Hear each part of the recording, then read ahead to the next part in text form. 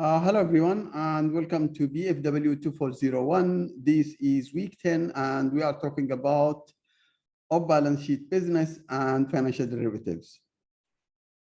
Now, the way I planned this presentation for this week is I uploaded one PowerPoint file for all the parts, and the recording will be divided into 3 parts. In the first part, we will talk about introduction, which is actually important to give you some background, but the real materials is actually in part 2, which is the off-balance sheet business, and part 3, which is the financial derivatives.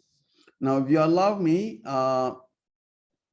this is what actually we have, and this is week 10. So we are going to first thing I want to this is the introduction part, and actually the first thing I want to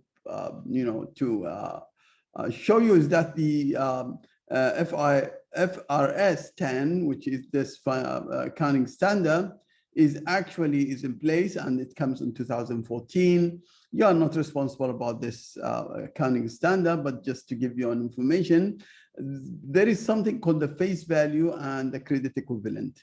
Now, with FRS 9, actually derivatives are reported in the balance sheet with the credit equivalent according to this standard.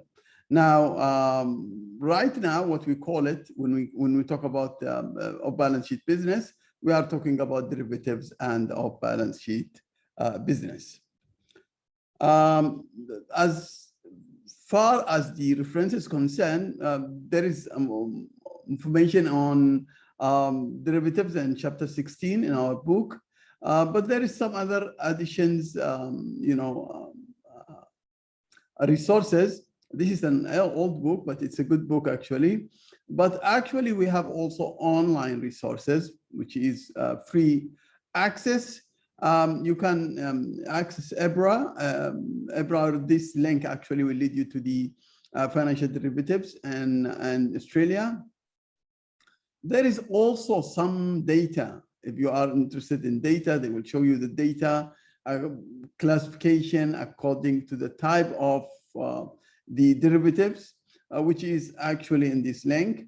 And then if you want to talk about or you see the derivatives in Malaysia, then you have to go to Bursa Malaysia. Bursa Malaysia is actually controlling most of the trading of the derivatives, if not all.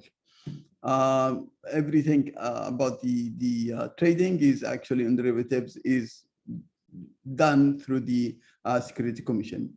Now, if you are talking about Japan, Indonesia, Korea, all those countries, they have some regulations, and please check it in your own country. We just talked here about Malaysia and Australia, and we are not talking actually about specific country.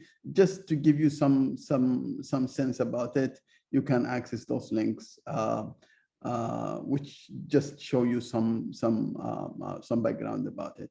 If you actually, it's not examinable, it's just for your information. Now, the learning objective, we want to discuss the relative importance. They are very important to talk about. This business is becoming very important for banks, derivatives and off-balance sheet. Also, it holds a lot of risk.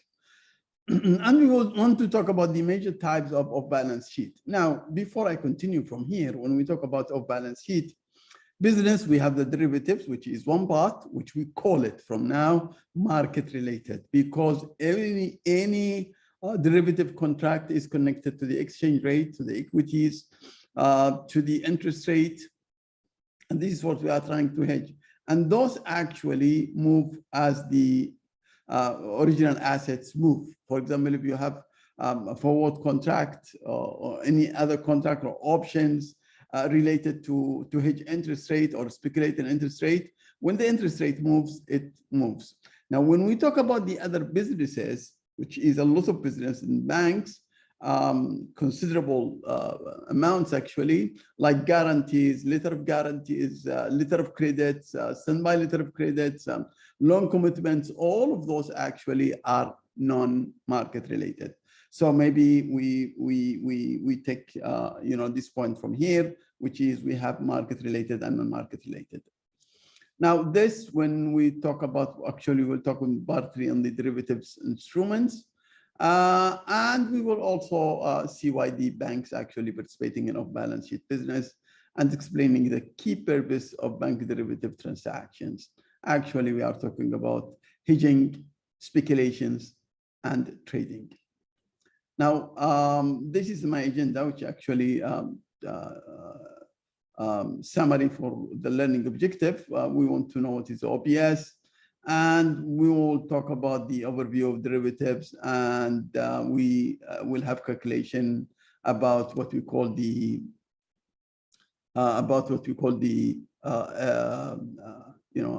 forward rate agreement, and then we will conclude. This is an old information, but it is still, even if you take the information until today, you will find the same thing. When you look at the off-balance sheet derivatives, the face value, to the on-balance sheet, so this is the off-balance sheet businesses, derivatives, you will see how much they are, comparing to the on-balance sheet. So they are actually huge, and it's 4.49%, which is 4.9 times. You are talking for about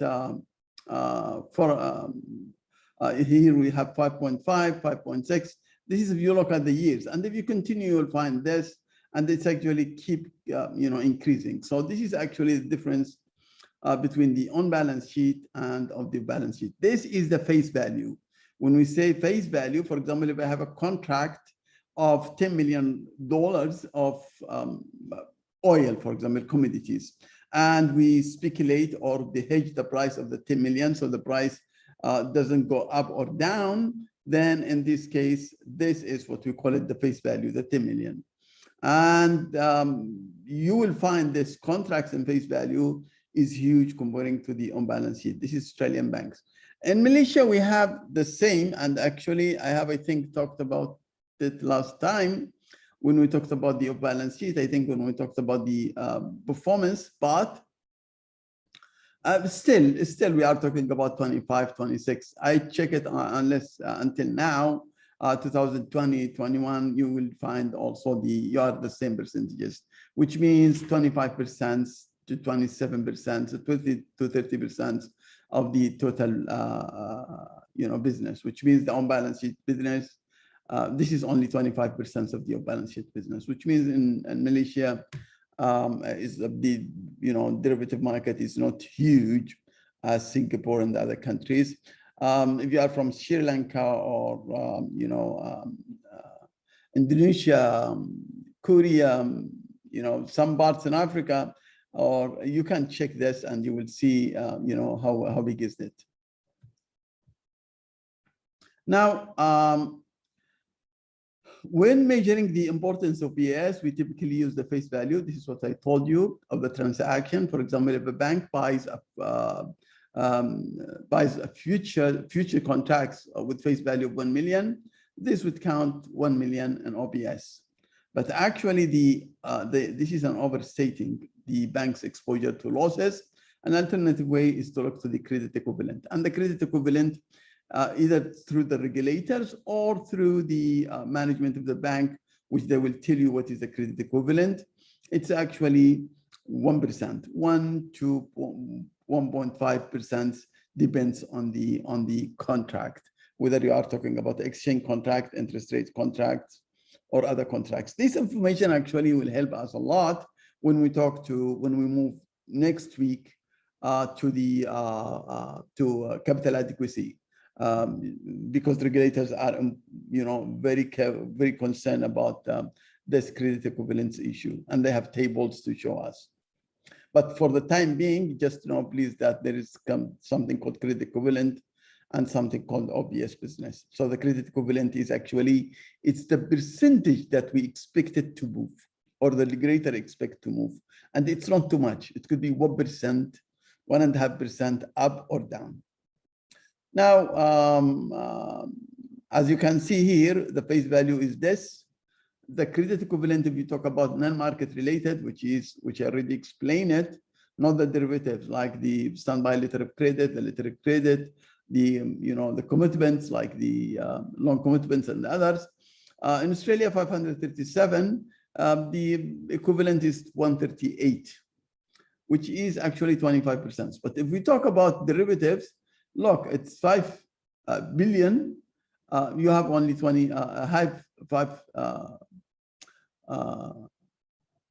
billion. You have only 105 billion. You will find only 92 billion, which is 1.8.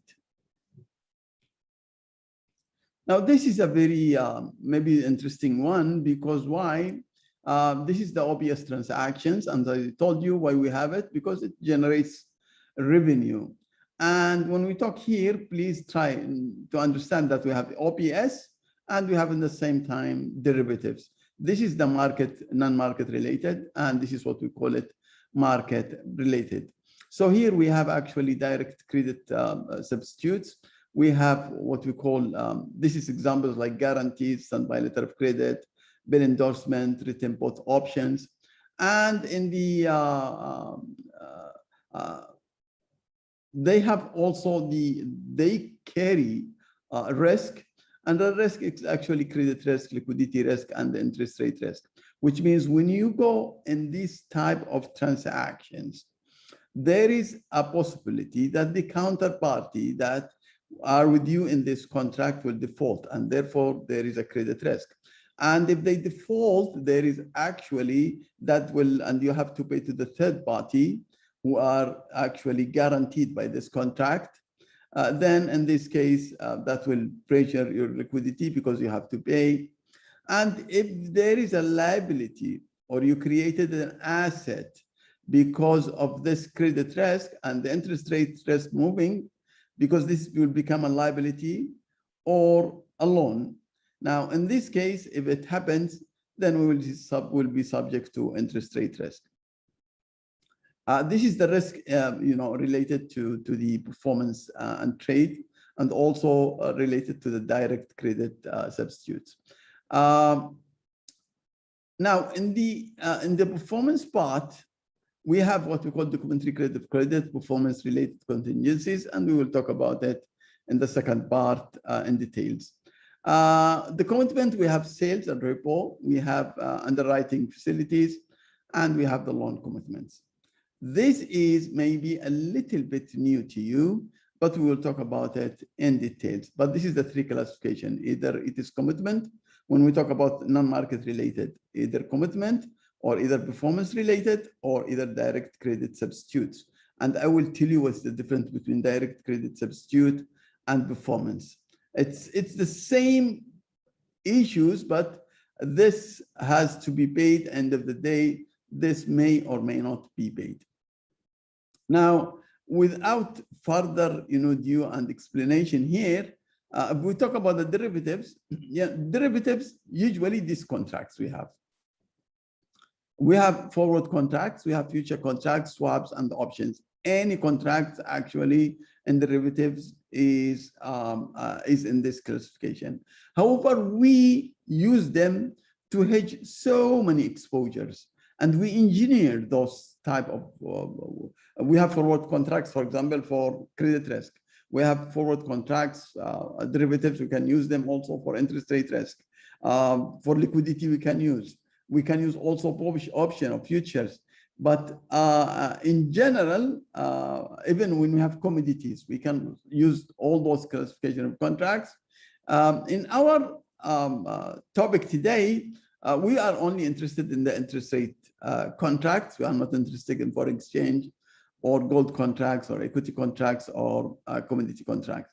We are dealing only with the interest rate contracts and this week. And therefore, we will use these derivatives to hedge the interest rate risk, and I will show you how we do it. Now, maybe this is one thing you need to know by now when we talk about the credit equivalent and the face value. Remember, we talked about it. We have something called crystallization.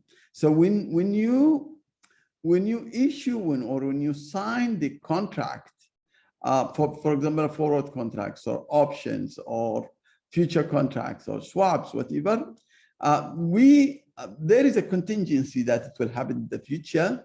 And if it happens and you have exposure, we say it has been crystallized. So in maturity, when the contract is actually liquidated, and in this case, you are gaining or losing, there is what we call crystallization. And if there is any issue about it,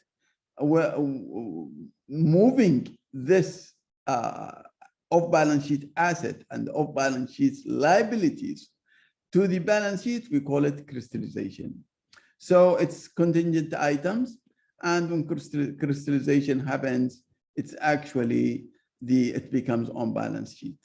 So when we sign it off balance sheet, and then when the commitment happens, we talk about crystallization. And we also talked about the exposure, and we said there's a face value and credit equivalent. Accounting standards are asking us now to use credit equivalent. I think I have talked why we have to have off-balance sheet business.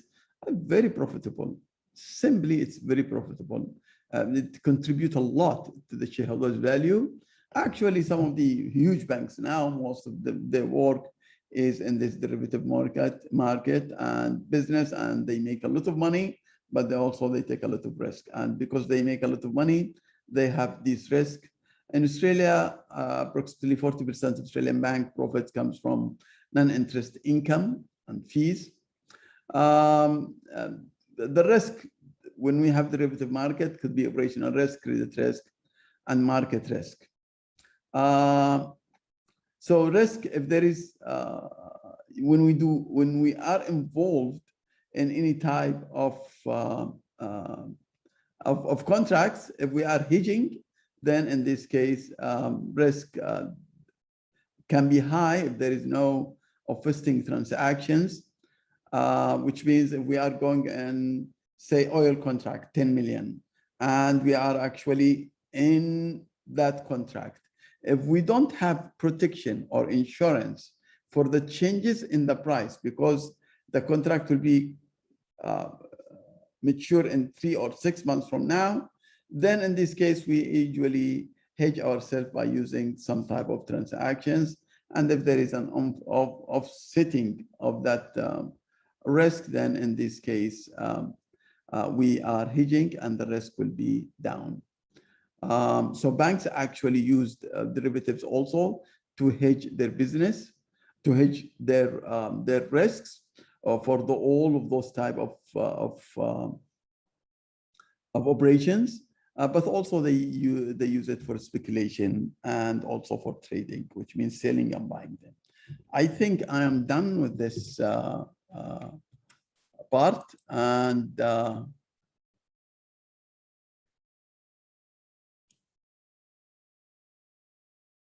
this is just to add, commitments are expected to become on off-balance sheet. Crystallization of commitment, already mentioned it. For example, if you take, this is just an example. Today, this is when we talk about crystallization. Bank balance sheet has nothing recorded today when we make the contract, which means off-balance sheet contract, assuming it's a derivative contract. Now, off-balance sheet is, if it is a long commitment, it will be a long commitment, which means we promise somebody to do a long commitment. This is when we talk about long commitment, we can talk about derivative contracts or anything else. Now, bank will earn fees when they issue, this commitment.